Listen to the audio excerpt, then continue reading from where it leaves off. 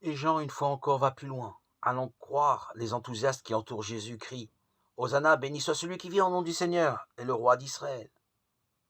Ce qui confirme Luc, et ce qui paraît logique si ces gens portaient des palmes. Mais on pense aussitôt à l'épisode de la multiplication des pains. À ce moment, une foule nombreuse avait voulu, selon Jean, mais non les trois autres, faire de Jésus un roi, après un grand miracle. Cette fois, il fait allusion très clairement à un autre grand miracle, la résurrection de Lazare, et indique que la foule y a vu le même signe, en a tiré la même conclusion. Lui, le théologien, insiste ici sur le sens politique de ce qui va suivre, car on va beaucoup parler du royaume dans les jours qui viennent. L'ambiguïté du titre de roi va dominer les débats entre Jésus, ses proches et ses adversaires. Pilate va demander à Jésus s'il est le roi des Juifs et le qualifiera ainsi, sur la croix.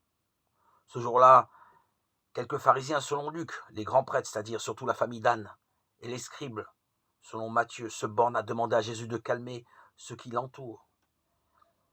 Il les écarte, paisibles et fermes. Si eux se taisent, les pierres crieront. Ainsi la foule conclut qu'il n'y a décidément rien à attendre de lui.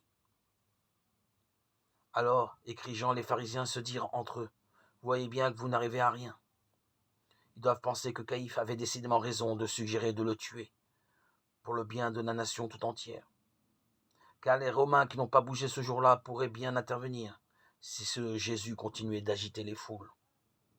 Or, les jours suivants, les incidents vont se multiplier. Jésus va affronter directement le temple et affirmer plus clairement, plus que jamais, son identité.